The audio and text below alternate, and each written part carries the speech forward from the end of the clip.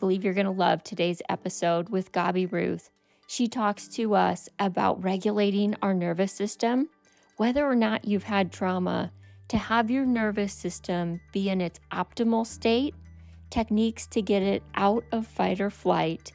It's like taking your nervous system to the gym, and she's going to teach us how to do that today. This episode is brought to you by my favorite gut health products. I'm going to put a link in the show notes for up to 40% off your first order.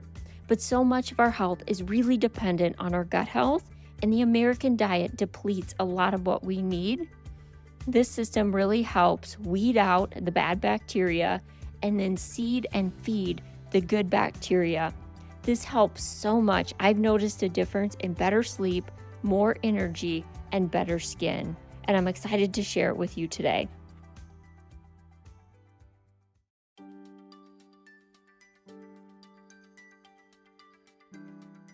I've got a question for you. Who's the person you're being? Are you satisfied? It's okay. This is a judge-free zone, and it's exactly why I started the show. Welcome to Be the Person, a podcast for the brave and the curious who are ready to explore who they are fully created to be. I'm your host, Annie Randall, the adventurous one leading this investigative journey of transformation. By delving into topics and asking unexpected questions, we will discover the keys for unlocking our true potential and being our best selves today. You may be surprised by what you find when you let go of fear in order to discover the answers of becoming the person you were made to be.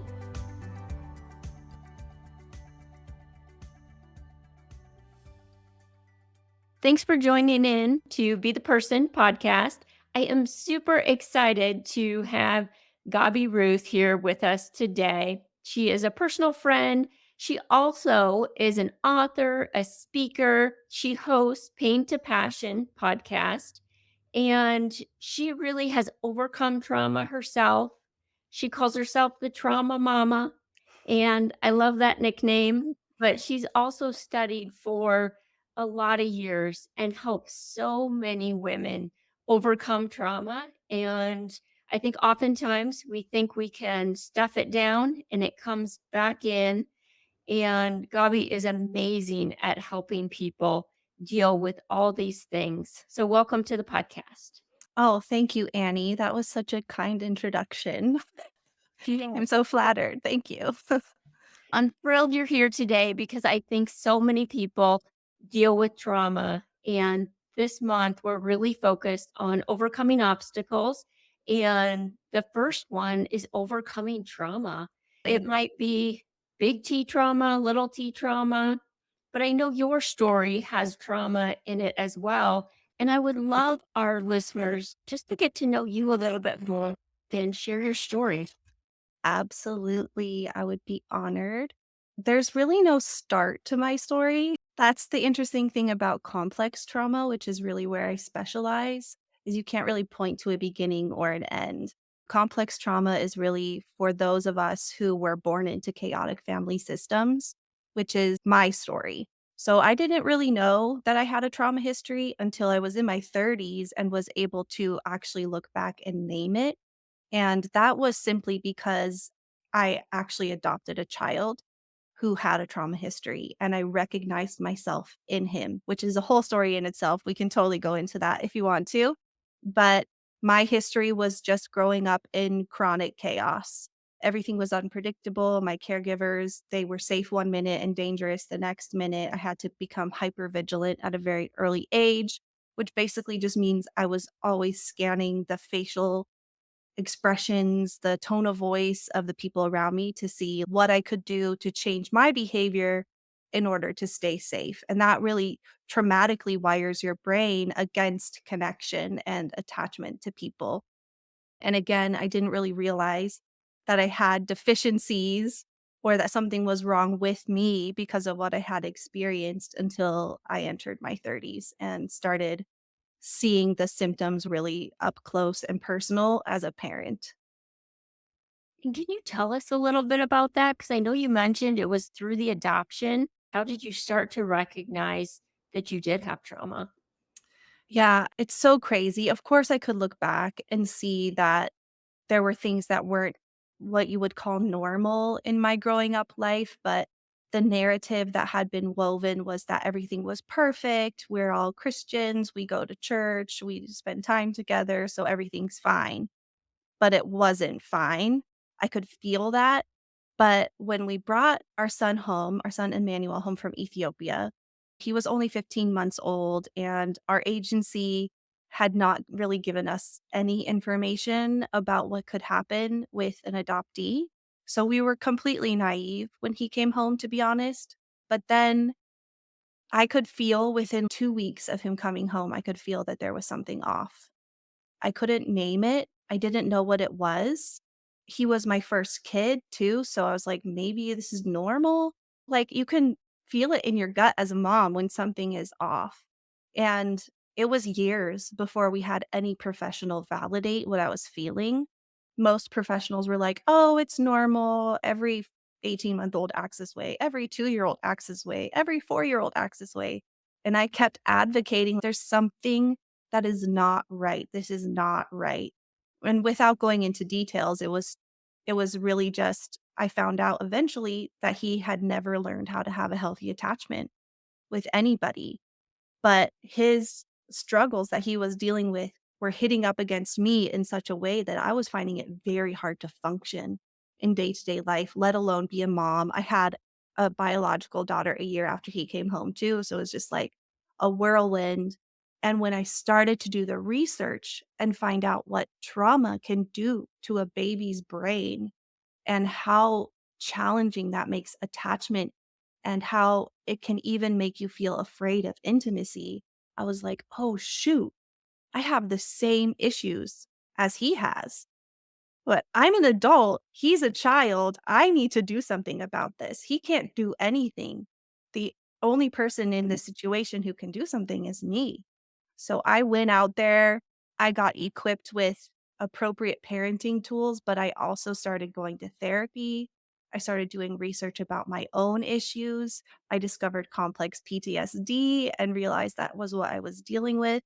And it revolutionized my life completely to learn about what goes on in your brain, what attachment looks like, what happens in your nervous system when you go through traumatic events. And it's changed everything for our family. I think I probably parent completely differently than I would have if I hadn't adopted because it forced me to look this ugliness in the face and say, we've got to do something about this. If we don't, we're not going to make it. So, pretty amazing, actually, how all of that came about. That is amazing that you recognized in yourself that through the adoption and through your son that you had all of this personally going on that Yeah. when you grow up in a household just have no idea we all think it's normal what we grow up Mhm. with. We don't know any different. Exactly. Yeah, it was probably the hardest thing I've ever gone through, and also the most important thing as far as bringing me to a place where I could actually be a healthy and whole person. I couldn't have done it otherwise. Yeah, absolutely. And just to feel like you've healed and now you can speak and parent differently to your Yeah. son to help him heal as well. Yeah. It's revolutionized both of our lives. I can say that for sure. Could you actually see a shift in yourself going from not being able to attach, although you didn't even know that, Mhm. to having healthy relationships, being able to attach and just see and experience people differently? Oh my gosh, I can't even tell you the difference that it's made. It's not an overnight thing because what's happening when you dig into that healing work is you're literally rewiring your physiological brain structure, and that takes time. So you don't see the results quickly, but as you look back, you can see how you're reacting and responding differently. The biggest relationship that changed was the relationship with me because I started to trust myself. I started to value myself. And when you trust yourself and value yourself, you show up in relationships differently. You expect different things from relationships. Where before I would do absolutely anything for anyone to make sure that they were happy. Now I can recognize if someone is just wanting something from me or trying to manipulate me, or even if they're a great person, but it's just not a good match for me. This isn't where I want to be heading. This isn't the kind of people that I want to be around. I have such a healthier attachment with myself Yeah. that I show up in the world in a way where I'm like, I'm Gabi, and that's good. There's nothing wrong with that, and I can confidently move forward in a healthy way in relationships, but I also have learned, like, trust is a process because I would be tempted to just try to trust people immediately with everything, which you wouldn't really think that's an attachment thing, but it is. It's called anxious attachment, where you just are like, "Okay, you're cool, we vibe, I'm gonna trust you, I'm gonna offer you all of my emotions, everything," and then you find out, "Oh, this person's not trustworthy." So now I trust, like, trust is built over time, and that's okay. There's nothing wrong with that. It's actually good to take time to learn to trust people, and the people who are meant to be in your life will go with you through that process. They're not gonna leave you behind, if that makes sense. Yeah, yeah, it does. And I think that's so important because learning to trust or trusting again if you've been hurt, it really Mhm. is a process that I It think so many is. people go through and so many people struggle with. Yeah, absolutely. It really is. And again, give yourself so much grace if you're in that process because it takes time, but the time is so worth it. And if you mess up, give yourself grace there too because you're learning. It's like learning how to do something for the first time. You're going to mess it up. It doesn't mean that you're bad. It Right. just means that you're learning, and that's okay. And that takes courage. It takes courage to step in and learn something new. And I know you have a coaching program. You do a lot Mhm. of coaching with women to help them overcome trauma. You've even Mhm. done some exercises with our mastermind group, and they were Mhm. so helpful to me in just realizing I think my body was in fight or flight after COVID, Mm. and it took Yeah. a long time to get out of there. And I wish I would have had your tools. I wish I would have known you then. Yes, absolutely. So I am passionate about helping women go after their dreams while healing from their past. Because what I see a lot is that women will see, okay, I have healing to do. And this is really hard. It's hard work. And things can happen along the way that make you think, okay, my dream isn't even possible. It's never worked for me. Or every time I try to take steps towards what I want, something stops me. Like I hit a wall. Why is that? So I like to introduce women to the reason why. Like, why are you facing anxiety when you try to go after what you want? Doesn't that seem like contradictory? Shouldn't, if you want it, you shouldn't have anxiety about it, right? But we do. We so do, and it's prevalent. So the ladder that you're talking about is one of my favorite things. It's such a great tool. I did not create it, but I utilize it all the time. I often talk about something called polyvagal theory, which is a really big word for basically understanding your nervous system. So your autonomic nervous system is like your own personal security system. It's always scanning your environment for signs of threat. And if it senses that something's a threat, your brain, your thoughts aren't even going to cognitively have the chance to think about it. It's just going to send an automatic response to your body. So that ladder that you're talking about was actually created by Deb Dana, who used polyvagal theory to create this ladder just to help people understand what's going on inside your body. So the ladder, the polyvagal ladder, basically tells you where you are in your nervous system, and you're always somewhere on the ladder, and you can only move up and down. You can't jump from top to bottom. And at the very top is what is called ventral. Ventral is the state where we all want to be, where you're feeling clear headed. You feel like, I can do this. You're sharp. You're aware of your surroundings. You're in the present moment. That's the goal. That's where we want to be. If you move down the ladder a little bit, it's called sympathetic. And sympathetic is that fight flight mode that you're talking about. When you get into that space, you're feeling anxious, you're feeling like you've got to do something, you're on edge. It's a spectrum, so it depends on where you are on that spectrum, but basically it's okay, there's something off and I have to fight it or I have to get away from it. We've done that even in ways we don't recognize, like scrolling on our phones when we know we have a project due, or noticing all of a sudden there's a pile of laundry that needs to be folded when you set aside today to go after your dream. Yeah. Why do we do that to ourselves? So we often shame ourselves when we do that kind of stuff, saying, oh my gosh, why did I do that? I'm so stupid. I don't want this bad enough. But actually, and this is the thing that can really set people free, actually, what's happening is your autonomic nervous system is working exactly the way that it was designed to work. It has scanned your environment, it senses a threat, and is telling you to fold the laundry or scroll because whatever you're going after is dangerous. Now, we know cognitively it's not dangerous, but because of your history, whatever's happened in your history, going after something new has probably been destructive in your past, or someone has shamed you for trying to do what you're doing now.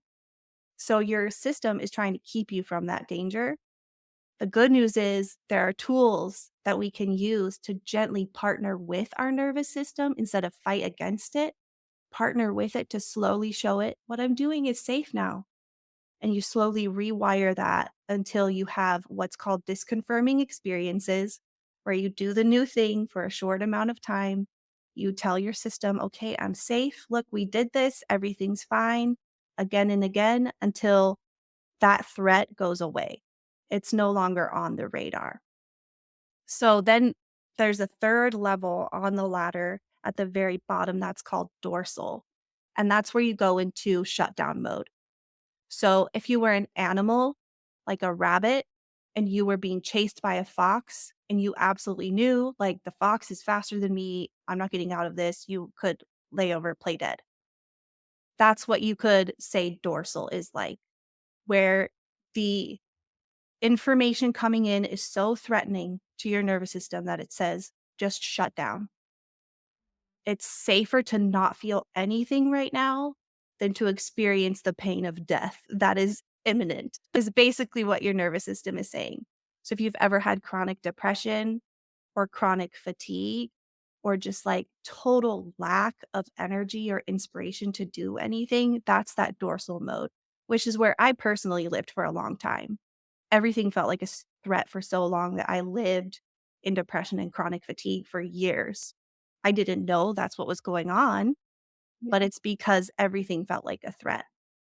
So again, the good news is you can work your way up the ladder once you recognize, oh, this is what's happening. Yes, it still sucks that I feel depressed, but I know now that this is what's happening. This is where I am on the ladder. What tools can I access so that I can start moving up that ladder and make my way up to ventral, which is that space where you're clear headed, calm, you feel like you can do this.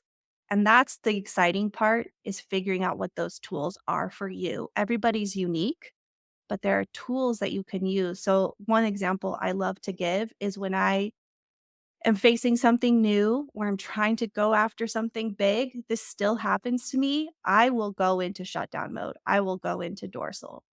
And it will be so tempting for me to just curl up in a blanket on my couch, watch Netflix, and take a nap. That's what my body is like telling me to do. So, what I do is I go in my bathroom, literally, all I do is go in my bathroom and put on mascara. The very first thing that I do. Something about that shows my system, like, oh, we're putting on mascara? That must mean we're a person and there's not a threat around us. So we're going to be okay. So one little thing at a time, the word titration is often used in this arena, but titration just means one small step at a time. Instead of saying, I'm going to grit my teeth and I'm going to sit down and I'm going to write this book for 2 hours, which you might be able to do, but then you're going to crash so hard, it's not going to be healthy for you. If you titrate it and do one step at a time and learn how to regulate or show your system you're safe before and after you sandwich it, regulate before, regulate after, then you can actually do the work, go after what you want to go after while partnering with your system and not actually harming yourself further. Yeah. I love just the simplicity of putting on mascara. And Mhm. then so if it's you and you're thinking, okay, I want to get this thing done. I don't feel like it. I feel like watching Netflix. You put on mascara. Do you do the thing? And then what do you do afterwards if you sandwich it? Yeah, so the putting on mascara at that point is a regulating activity. It's showing my body you're safe, like it's okay. So I'll put on the mascara. Let's say I'm working on editing a podcast that day and it's a big project, really exciting guest or something like that, and it makes me nervous, so I just want to shut down. So what I would do then is I'd say, "Okay, I'm giving myself 10 minutes to work on this." Set a timer, literally set a timer for 10 minutes. 10 minutes, I can do anything for 10 minutes. Yeah.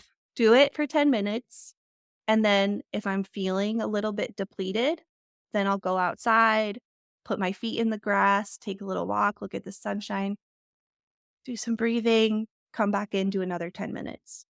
Sometimes after that 10 minutes, especially if you've repeated this process, you'll be like, "Oh, it was 10 minutes already? I can totally go for another 10. I feel great." Until you've done an hour before it. Your body knows that you're saying, "I only have to do this for this amount of time, and then I'm gonna do something kind. And then I can do it again and do something kind." And you start to grow what's called your window of tolerance. It's expanding your window of tolerance. You're an Orange Theory girl. You Wow. know what it means to build strength, right? Even like lung capacity and what your heart can handle with cardio and all of that. It takes time to grow that. You have to push against the discomfort a little bit Yeah. to grow. So that's the same here. You're going to push against it a little bit at a time until it stretches, until your window is much bigger than it used to be, and you can do so much more without getting dysregulated than you used to be able to do.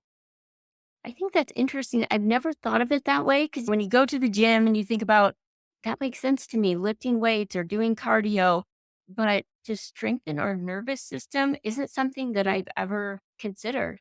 Yeah, and it's a game changer when you think about it that way, because especially in this culture where there's a lot of personal development and stuff, which I'm all about, but there can be some shameful messages, especially for trauma survivors, where it's, "If you're not doing it, you don't want it bad enough."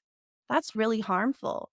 Because I want it badly. What are you saying? I just literally can't do it because every time I try, I shut down. That's because you haven't gone to the nervous system gym every day. It's like telling someone, if you want it bad enough, you can lift that 300-pound barbell. No, I can't. Yes. I have to do the work until I get there, and it's gonna take time, and that's okay. That's normal. So getting rid of those shameful messages and just thinking about it differently and being kind to yourself instead of shaming yourself. Shame will only motivate you for a short amount of time. Compassion will motivate you forever. So learning to be compassionate to yourself instead is so helpful. So what happens if, let's say, because my guess is this could happen to a lot of people. I could see it in myself. If you're in dorsal, you Mhm. up, but then you're Yeah. still in that next stage where you don't Yeah. necessarily want to be. How do you how do you get through that stage before you get to the top? Yeah, and again, it depends on the person, it depends on the situation, but I can give you an example if you'd like, because it's true. You can't jump from dorsal to ventral. You're absolutely right. You have to go through that sympathetic. Yeah. So, first, if you know this is what's happening, part of you can celebrate when you go from feeling down, depressed, and exhausted to feeling anxious. Be like, oh, we're moving up the ladder. This is a good thing. This anxiety sucks, but we're moving up the ladder. So you know what's happening, which is helpful.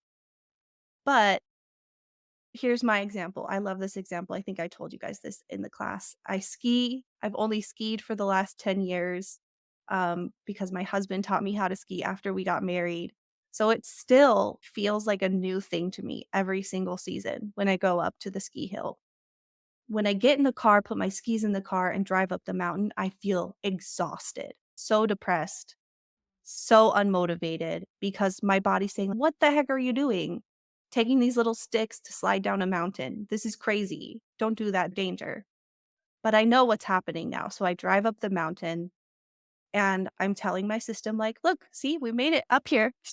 We're alive." Yeah. I grab my skis out of the back of the car and I walk up to the lift. That's when the anxiety kicks in. Okay, I've moved through dorsal. I'm in that sympathetic mode now because I've moved through it. It's like putting on the mascara. Okay, we're moving up the ladder. Now the anxiety is rearing. I want to run away. I sometimes can't speak properly. Like, Yeah. it's crazy. But I put the skis on and I get on the lift and I sit down and I go up the hill. And I kid you not, almost without fail, within probably the first or second run, I feel amazing. I'm like, oh, because I worked through it. I walked through it. I took the steps. I sat in the chair. I went up the mountain. It's like just doing the next little thing. For some of us, if you're in that sympathetic state after going through dorsal, it could be like just releasing that energy through going for a walk or working out or calling a friend. Co-regulation is a great thing. Basically, co-regulation is utilizing someone else's nervous system to help calm your own. And one of my favorite ways to co-regulate is literally just to turn on Gilmore Girls. You can co-regulate with the TV. Really? Yes. Which Okay. again, people wouldn't usually say, "Yeah, turn on the TV while you're working and you'll feel better." What? No. But it's true. If there's a character on TV or you have a dog that can help you feel calmer and safe, that's gonna help you get through that sympathetic and move up the ladder. So, I love that skiing analogy because it's literally every single time I go from dorsal to ventral every single time. Yeah, that's such a good example. And I think I'm a super visual person. So when you're talking, I'm just picturing the ladder and the different Yeah. steps. And I think it's super helpful because a lot of times we get to that anxiety state and then we're like, just want to go right back down. Yes. Yes. It's very tempting to go right back down. It's easier, but it's not nearly as fun. No, no. It was interesting. After you told that story, we got a dog, Ruby, during COVID. And that's Mhm. when I think my nervous system was going all over the place. I just love and have attached to Ruby so much. Mm. And I think it was partly that, like, she helps calm me down. And then I just love that. Yeah. Pets are amazing for your nervous system. Any animals, dogs are awesome because they can actually sense your heart rate. So they like connect with you at a heart rate level, which if you're in sympathetic, your heart rate goes up. It's a physical experience. So they know, oh, I'm going to come snuggle with you, lick your face. It's so great. What would you say to somebody that, they know they have trauma in the past, or they might not know it's trauma, but they know there's something there. Like you said earlier, you can just feel it. It's hard to name and you don't know. And I Mhm. think a lot of times when we don't know what it is, it's scary to take the first step. And I'm sure you see this with a lot of people coming into your coaching program. What do you tell them? How do you take the first step and overcome that fear? Yeah, literally the first thing that you need to do, and what I do with my clients right away, is teach them what safety is.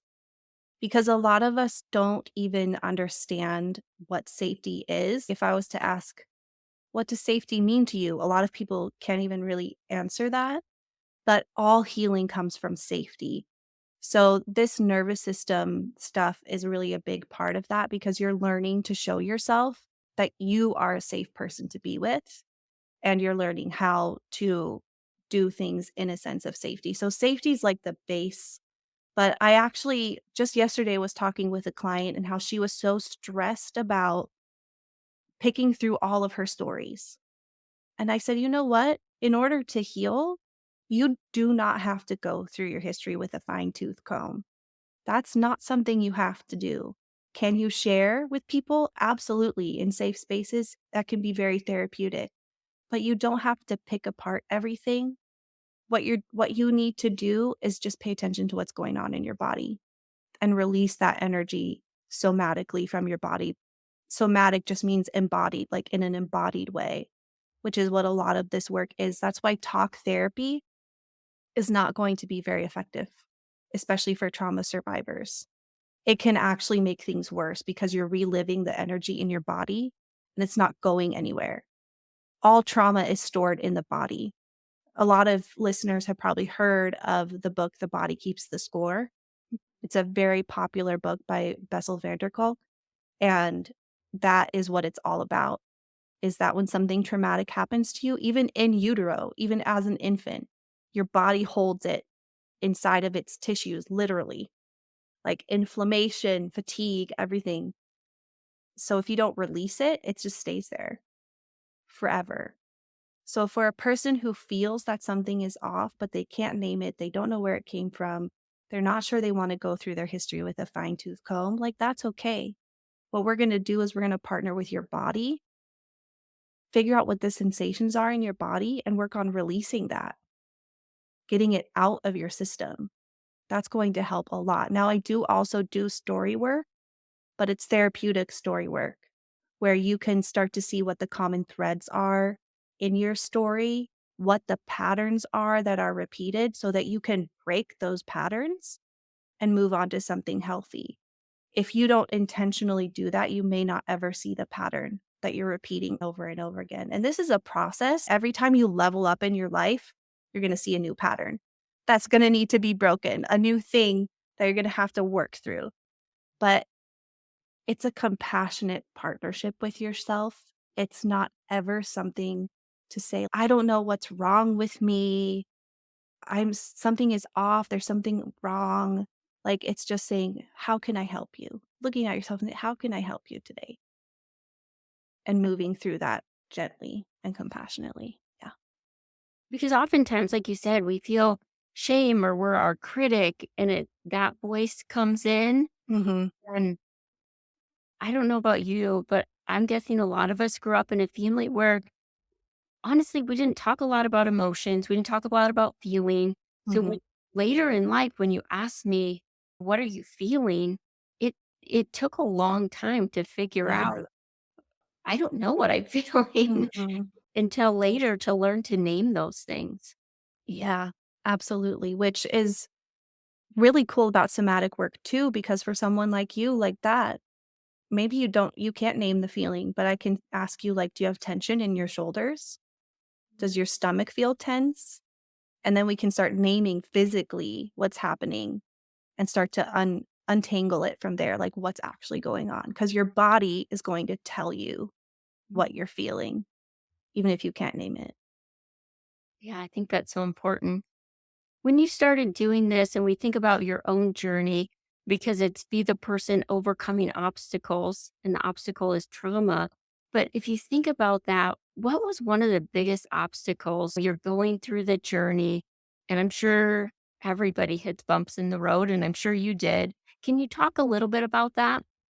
Oh, goodness. And yes, and let me just say, no one is fully healed. We're all in process and we're all going to find bumps in the road along the way.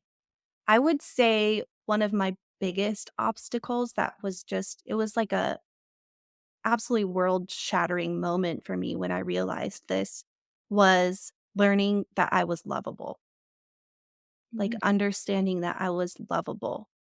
All of my actions up until a certain point came from having to perform to be loved. Like literally everything that I did was filtered through that lens. And that's a really big thing to have to overcome. And I didn't realize that I didn't think that I was lovable. I couldn't have put those words to it Yeah. until I had an experience actually with my son's therapist where we were doing a modality called Theraplay with him. And it's a modality where the parent comes to therapy with the child and they work on attachment, which was super cool. But the first session, the therapist had me come pretend that I was Emmanuel so that I could experience what it would be like for him, so that I would know what to expect for him. So I had to sit on the floor like I'm a little kid and pretend that I was him and the therapist was working with me. And one of the very first things that she did was just reached out for my hand and said, "Can I see your hand?" And she traced the lines in my hand and she was like, "Oh, look at your hand. Look at these lines. They're so unique. You're so beautiful. This is really cool." And I had to hold back weeping in that moment because I realized right then when she's holding my hand and tracing the lines in my hand has nothing to do with anything that I've done. Mhm. This is just who I am. The lines are just there, and she's calling me beautiful. No one has ever done that for me before, where I recognized that I was lovable, beautiful, and precious just because I was alive. It was Wow. a huge moment for me. And from there, I knew, like, I have to do healing work around this because never before have I experienced the reality that I am precious simply because I am, Wow. not for anything else. That was a huge one to overcome. I'd say I'm still in process of that. Probably most of us are, but having the revelation, that's what I needed to work on was a big one. That is big, and I think you're right. I think when you were talking, I know that I've dealt with that. Like, my worth is tied to a performance indicator. Yeah, It's not that I'm lovable just because I am, I'm lovable because of the things I do. yeah, That's been a big mind shift that I'm still working on right yeah, now. yeah. And in our culture, we're expected to perform. We get applauded when we get straight A's or we win the spelling bee or we're the captain of the football team. We learn to earn love that way. So it's something that a lot of us have to rewire is that, you know what? I'm cool. I'm loved because I just am.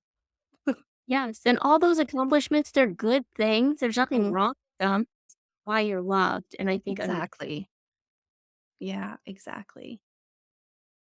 I know you do a lot of work. Tell people a little bit more. How would they connect with you? Like if they're hearing this maybe for the first time and they're thinking, Mhm.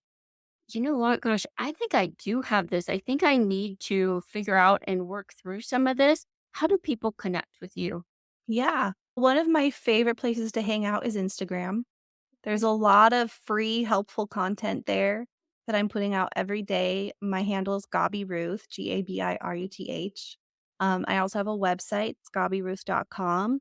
And I'll also send you a link, Annie, that you can put in your show notes for anyone who wants to just connect about this specifically. I offer a free 30-minute call.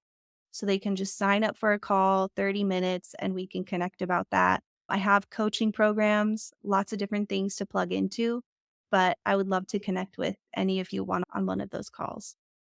That's so generous. Thank you for offering that because I think just having that one on one connection, if you're scared, and I just hope our listeners sense and feel because I know that you are, and you just come across this way as such a safe person to go to. Mhm. That's like the best compliment you could give me. That's my goal in life is to be a safe space for people. So thank you for that.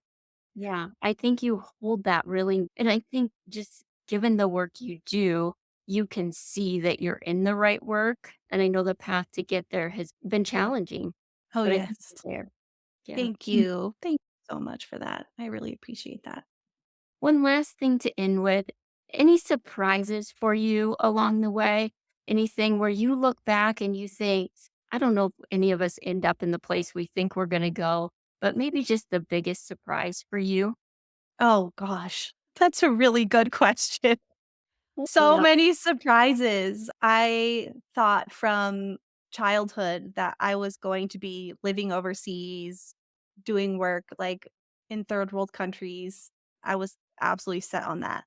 What the surprise has been is how different my journey has turned out, but how my heart has stayed the same all along. Really, my heart was just to see people set free, living in freedom. And so I never, ever saw myself doing, like, trauma work. No, that was never on my radar at all. But the biggest surprise, I think, has been just the journey. I'm a faith girl, so just seeing where God has taken this journey so unexpectedly, and sometimes I've been really angry at him about what the heck is going on, but to see where I've ended up is just it literally makes my jaw drop open, like, this I never could have created this. I never could have invented this story. It's phenomenal. Well, you're right. Again, where you're supposed to be, like you could see the hand of God on your life. Thank you And so much. yeah, I love that because you're going to help. You already help a lot of people, and I know that you're going to help so many more. So I'll put everything in the show notes to connect with Gabi. If this is something that you would like to work on, I can't say it enough that I think just clicking that 1 30-minute call with her could be a game changer in your whole life. Because as much as we want to push down trauma, we have to deal with it and walk through. And you just have amazing tools. Thank you for sharing some of those today. Thank you for having me, Annie. Thank you, everyone, for joining in to Be the Person podcast. It would mean the world to me if you would follow the show and give us a 5-star review. We'll see you again next week.